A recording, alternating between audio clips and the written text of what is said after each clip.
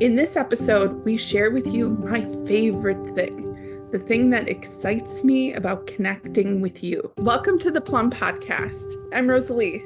And I'm Sarah. And we are the Plumb Collective. The starting point for this conversation is a session of plum practice where Rosalee wrote about a moment from their life and what they were feeling and experiencing when observing that moment. And what came forward for Rosalee during this exploration was the discovery of the perfect word to describe their favorite thing. Before I had the perfect word for my favorite thing, I would describe it as hot off the presses information, gossip, the hot goss. Tell me what's happening in your life. I want to know the deets, give them to me.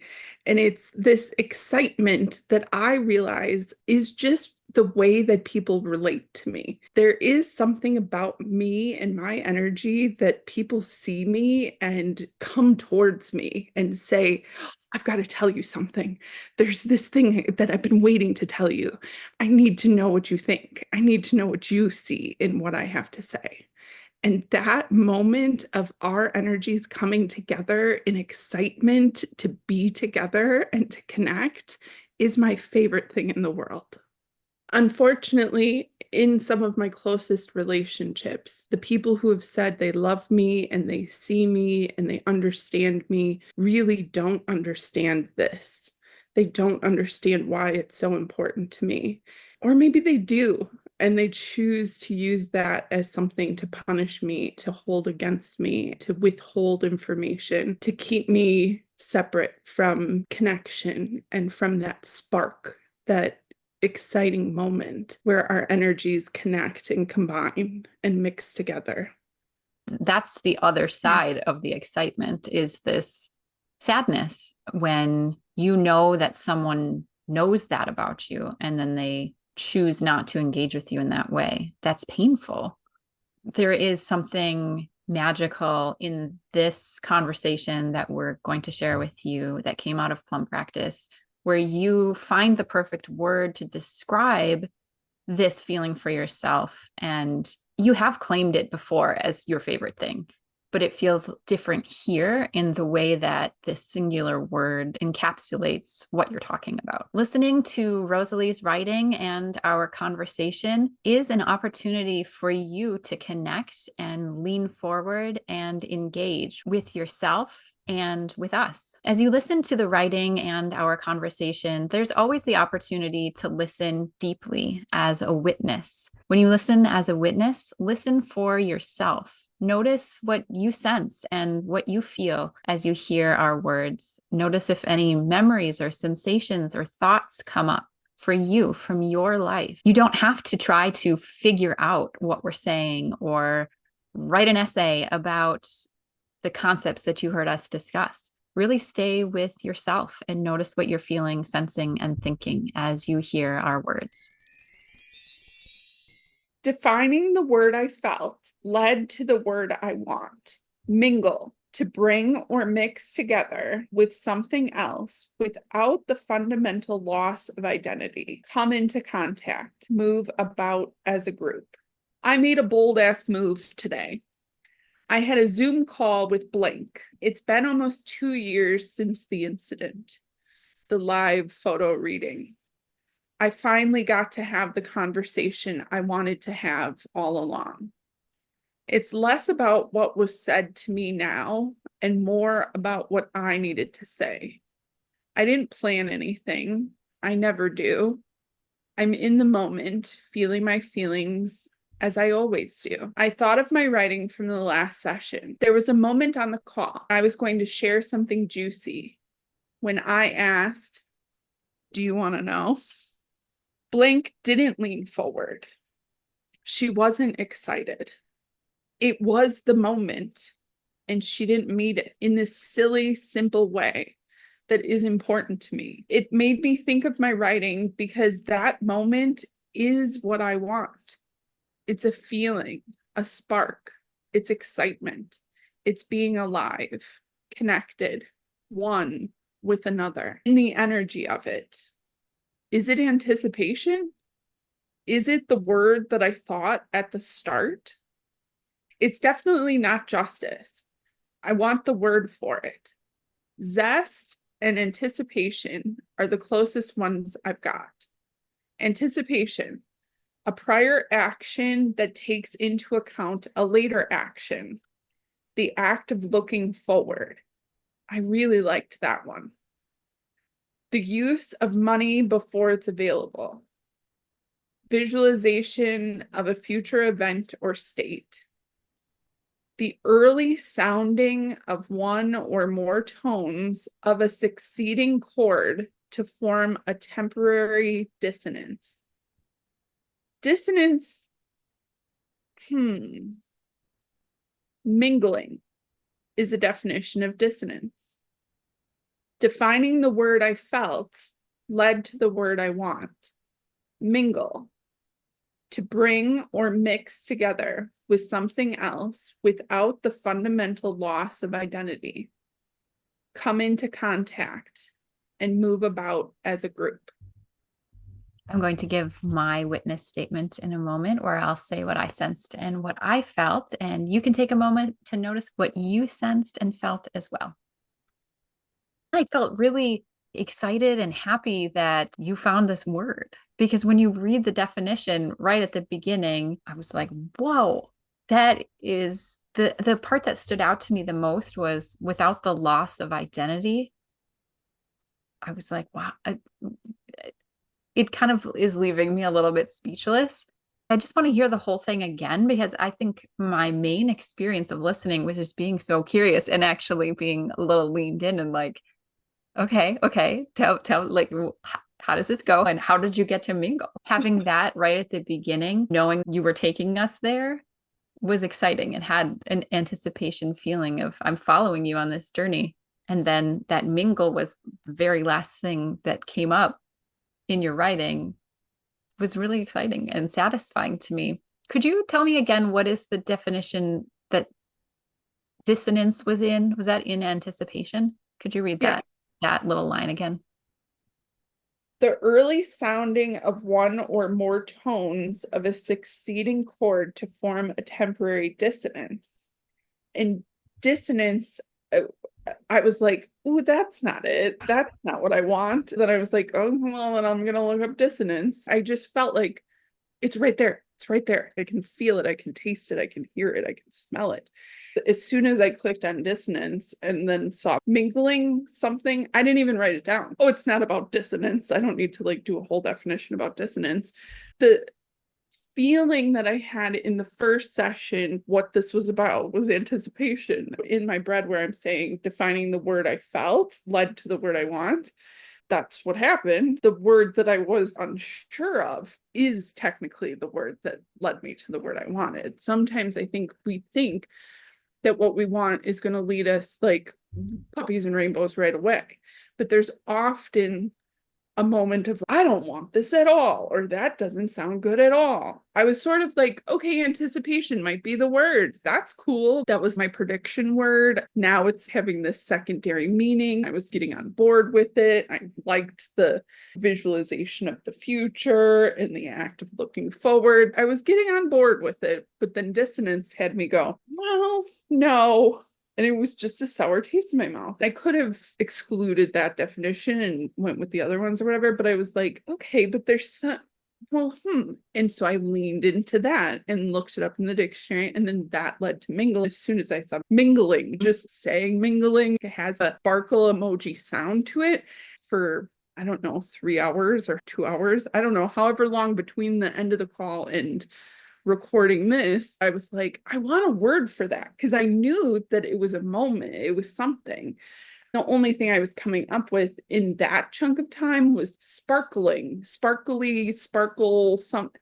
So sparkling and mingling, and that it's a new word because spark means something to me, so it needed to be a new word. There was so much that felt like, ooh, connected and exciting to me that it just was great. That was also my experience in hearing you read the definitions of anticipation. I was getting on board right with you. And I really liked that part of the definition where it was about the tones. And then it came to dissonance. I was like, no, like it felt like screech, halt, we're not doing it. No. I just love to hear you describe your experience following that word, how it does reflect your experience in our last session where the sensualization brought you something that you were like, no, I do not want this. And there it was, and you explored it and you were with it. That was the experience that you had, and it felt really important.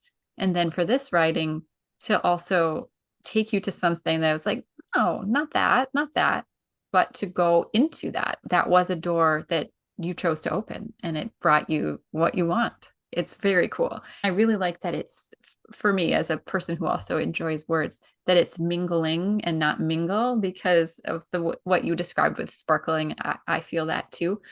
There's a fun quality to the word that gives me wind chimes a little bit, bouncy wind chime feeling, an animated emoji that's bouncing up and down is what I feel. Whereas the word just plain mingle makes me think of like a cocktail party and glasses and high dining or something, but mingling, there is a whimsical quality to it. I just really love it to have heard you talk about that quality of leaning forward and just being interested and being curious. You're bringing yourself to the other person and they're also bringing themselves to you. It's the mingling. It's very cool. I feel really happy for you. You wanted it. You thought maybe you would find it. Well, maybe it'll come up in Plum Practice. That it did just makes me really happy. It makes me so happy. This is the way I do things. Even the part where I said I don't plan anything, I never do. I'm not taking notes. I didn't have a list of things I must say to this person. No, I'm going to get on the call. I'm going to feel the energy. I'm going to be there, be present. I'm just going to say the things that I want to say. That's what it is. And then the other part being that I'm in the moment feeling my feelings as I always do. It feels like that. Okay, that is the framework of how I live my life. That is how I am. There's a lot of unknown all of the time. That doesn't feel bad to me. It feels exciting, hopeful anticipation. I was hopeful that I would find the word in Plum Practice. If I didn't, I wouldn't have been disappointed. I feel really happy about it. It does feel like the perfect word. I can't imagine a better word. That is exciting when it clicks in. The other words were like, yeah, it kind of describes it or it's fine. And there's a little letdown about it. Mingling, there's an excitement about it. It does feel like wind chimes. There's a sound to it that's enjoyable. It really is connection coming together, not losing the fundamental identity of the individual. Hearing you talk about I followed the feeling or I didn't have notes, I didn't have a plan. While I was reading the sensualization and all of the parts that we do in Plum Practice, I had the thought to myself of sometimes I want to say out loud in Plum Practice, you might notice that I am literally reading this, and even the parts that could be conversational, I'm reading them because it is the most supportive way for me to show up here and have this go well without me being extremely uncomfortable. You and I have that inverse situation where you can't have notes. That's actually really not supportive to you. It goes so much better for me when I do have notes. I knew this, but I just hear it highlighted so strongly right now in your experience. You trust yourself so much. You know that you're going to say what you feel. You don't need to remember all of these things. I don't mean to say, in contrast to you, me reading this is the wrong way to do it, or it means I don't trust myself. But I think it does mean that I do have room to grow in the self-trust area, because I think reading can still be fine for me forever. But I think that I am working toward more self-trust and that I could trust my feelings and that I don't have to have notes. But right now, that's not actually where I am, and that's okay. But just observing you and being in relationship with you, and in this particular moment, I'm really noticing your self-trust. And I just think that's such a beautiful thing about you. And it's so inspiring. And it makes me happy for you that you have that, and that your self-trust is this anchor that you have, and you can rely on it because it's deep. It goes deep. So just thank you for being a model. Well, thank you. And okay, well, I've two major things to respond to about that. I had no idea what you were going to say. As you started talking, I was like, I have no clue what you're going to say, which was an exciting experience because I often feel like you can start a sentence in the middle and I know exactly what you're talking about. I'm just like, what is this? This is a whole new thing.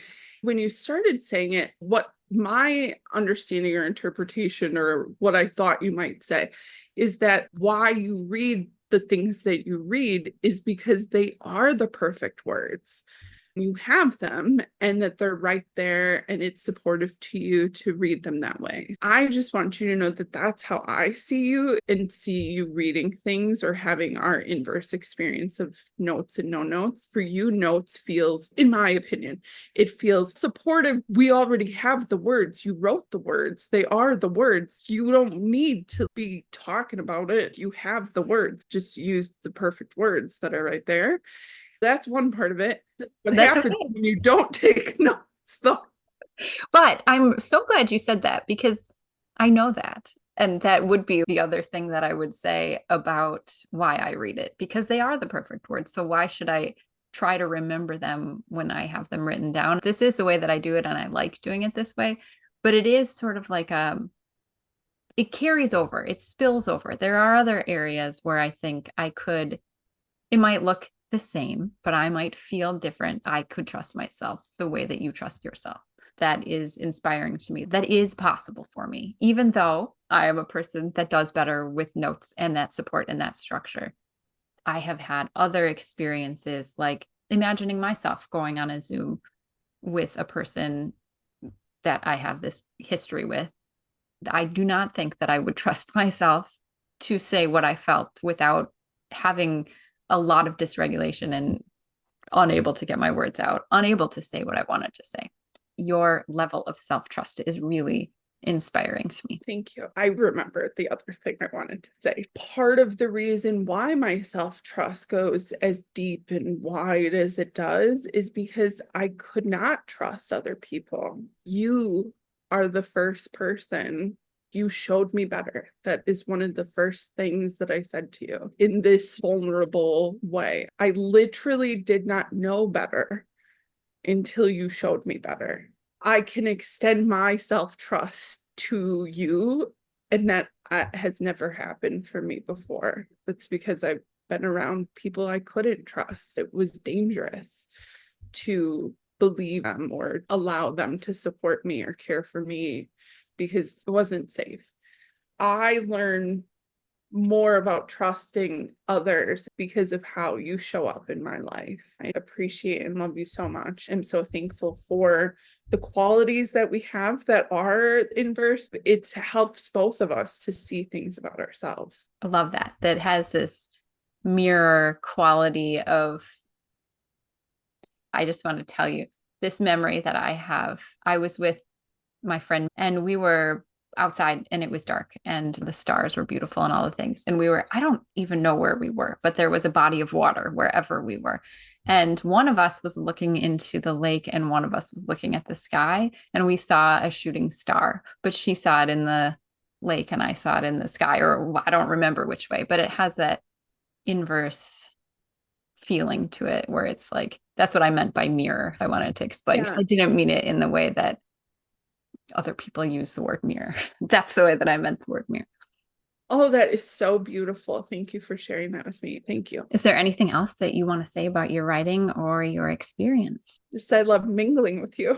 Oh, I love that. That was the perfect thing to say. I love mingling with you too. I enjoy mingling with Rosalee's energy. It is so fun to come together, even when we're discussing hard things. I feel my energy mingling with Rosalee's, and it is a beautiful experience. And it is present in every session of Plum practice that you can observe the two of us mingling. And the practice of Plum practice is a practice of mingling with yourself, you and you. you in conversation with yourself. That's something that you can experience as a Plum Practice member. And if you're interested in exploring this series that this conversation came out of, it's called On the Line, and it's not available for separate purchase because it's part of a course that we are building within our Plum Practice membership that our members are watching and participating in its unfolding. If you're interested in experiencing the On the Line series, become a Plum Practice member and experience this series for yourself. If you've never experienced Plum Practice before, we have a free series called The Mirror that we'll link in the description box of this episode where you can check it out. We would love to have you be a Plum Practice member. Our online course, The Diner, which is a course that takes Plum Practice even deeper, is another experience of you mingling with you. And it teaches you how to connect with yourself and how to witness yourself and how to be in conversation with yourself. Every part of the Plumb Collective contains the energy of mingling. Plum Point intuitive photo readings are the clearest example of mingling with my energy that you can experience. When I connect with your energy by looking at your photo, we are connected. Our energies are connected. I feel your energy communicating the important things, the things that are right at the heart of the matter for you, the things that matter to you, the things that would matter for you to hear, for you to understand about yourself, to see and experience yourself from new perspectives. Your energy is communicating that information to me. The clearest, easiest way I can explain is it feels like I'm picking up a telephone receiver and listening to a conversation that you are having with yourself. And then I bring the sensations, the feelings, the emotions into being. I give them language and I make connections. I connect the dots. I bring the things that your energy has revealed to me. I bring them into your focus and I underline them and I circle them and I point to them and I make it very clear what I felt, what I heard, what I experienced by connecting with you and our energies mingling together in this energetic, liminal, amazing space. Something that is really exciting in season 2 of the Plum podcast, I'm getting to meet some people that I have read for, that I've mingled with their energies in this very specific, unique way. You get to see me meet them for the first time on camera. Immediately, they feel the same. It's like, oh, I've met you before. We've hung out before. You sound exactly like what I thought you would sound like. Your vibe is exactly what I felt in your reading. It's like, oh, there you are. And it is so cool for me to experience that and for my clients to experience it as well. The magic of a Plum Point intuitive photo reading, the energies mingling together is so apparent when we're together in real time and space and having a conversation with our human bodies and voices. It's really magical and so exciting for me. And it takes my favorite thing to just a whole nother level. As a person who gets to mingle with you all the time, it feels magical to experience whatever it is that you say to me in these conversations. You are always with how you feel and you speak from there. Talking to other people, often it feels like the person is waiting to say what they want to say and maybe not even really listening necessarily. But with you, I know that you're listening to me and you're also connected to yourself. And so whatever you say is feedback to me or a reflection to me, but it comes from your deep well of connection to yourself. It is such a unique experience to be in conversation with you and to be witnessed by you. We wanted to provide opportunities for other people to mingle with Rosalee's energy in a way that we could share on the podcast. We called it our call for submissions, where people could do our free session of Plum Practice called The Mirror and write, and then send that writing in to us. We selected some people to be on a live Zoom call with Rosalee, read their writing and have a conversation about the writing, just like we do in Plum Practice. But these were people that Rosalee had never met before. When people shared their writing through our form, I was the one that took a quick look at the writing and selected people to be part of the podcast. Rosalee never read these people's writings because they wanted the experience of meeting them for the first time and hearing their words for the first time and not having any interaction with their energy before coming together on the call. That's a unique and cool part of this experience, is that this is really, truly a first time meeting. It was important to me to show that difference, if there was going to be a difference, of how connecting with someone's energy in a photo reading is one experience for me. And then when I connect with them on a Zoom call, to have that feeling of, oh, here you are. This is you. Of course, this is who I spend time with already. And then there's a very different experience for me to meet someone for the first time, only knowing their first name and what time to be on the Zoom. It's really that first initial connection and spark that happens from connecting with someone that's a complete stranger to me. And I really feel like the conversations that I had with people that I've read for and the conversations with people that I'm meeting for the first time, I'm the same in all of those conversations. Why I knew mingling was the perfect word to describe the feeling is in the definition of mingle. It really is a coming together of two energies without the fundamental loss of identity. It's not one of us trying to impress the other or come over into my energy or me going over into yours. It's the two of us as independent, individual energies leaning forward, coming together, meeting at a middle point, and sharing from there, maintaining our individual beings of who we are and commingling in this energetic space, connecting and becoming one and moving together as a group inside of the conversation without losing any fundamental parts of our identity inside of that conversation. We'll include links to our free Plum Practice session, The Mirror, the Plum Practice membership, booking a Plum Point intuitive photo reading, and our online course, The Diner, in the description box of this episode. If you feel interested in connecting with yourself more deeply, check out those links and join us. Tune in next week for a new episode of the Plum Podcast, where we have a new conversation from a new starting point. The conversation will be different, but we will always express ourselves authentically, and we create the space for you to do the same.